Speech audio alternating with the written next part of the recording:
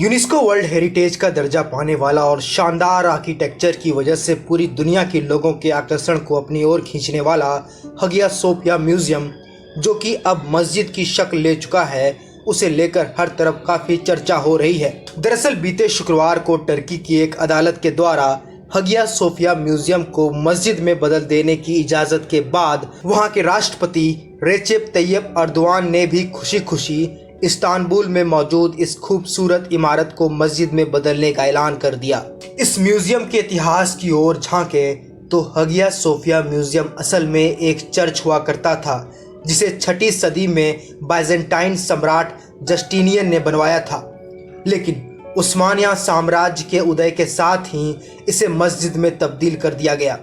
इसके बाद उस्मानिया सल्तनत की अंत होने के साथ ही मुस्तफ़ा कमाल पाशा के शासन में साल 1934 में इस मस्जिद को म्यूजियम में बदल देने का फैसला किया गया। पाशा का यह फैसला मॉडर्न टर्की का सबसे महत्वपूर्ण फैसलों में से एक माना जाता है। टर्की में मौजूद उदारवाद विचारधारा वाले लोग इस म्यूजियम को सेकुलरिज्म यानी धर्मनिरपेक्षता की प्रतीक के रूप में देखते हैं। ग्रीक स्टाइल में बना यह चर्च आर्किटेक्चरल आर्ट का अनूठा नमूना माना जाता है। लेकिन राष्ट्रपति रेचेप तैयब अर्दोआन के फैसले की वजह से जिस म्यूजियम से खूबसूरती और धर्मनिरपेक्षता की गूंज सुनाई देती थी, अब वहां से अजान की आवाज आ रही है। ग्रीक स्टाइल में बना यह चर्च आर्किटेक्चरल आर्ट का अनूठा नमूना माना जाता है।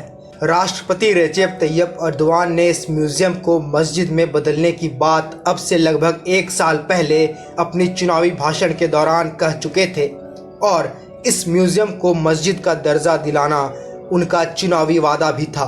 भले ही राष्ट्रपति रेचेप ने बार बार इस बात का जिक्र किया है कि इस मस्जिद में हर धर्म के लोगों को आने की इजाज़त है, लेकिन दुनिया भर के कई इतिहासकार और पत्रकार का मानना है कि टर्की अब सेकुलरिज्म के विचारधारा को छोड़ दक्षिणपंथी की तरफ बढ़ चुका है। म्यूजियम को मस्जिद की शक्ल देने के फैसले को लेकर पूरी दुनिया से टर्की गवर्नमेंट के खिलाफ आवाज उठ रही है।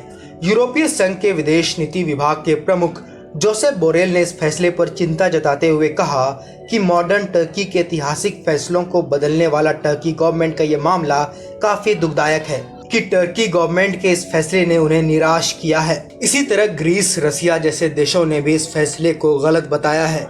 लेकिन टर्की के राष्ट्रपति रेचेप का मानना है कि मस्जिद का यह फैसला उनके देश के संप्रभुता के अधिकारों के अंदर लिया गया फैसला है। पीयूष कुमार की रिपोर्ट, हेडलाइंस 21 के लिए।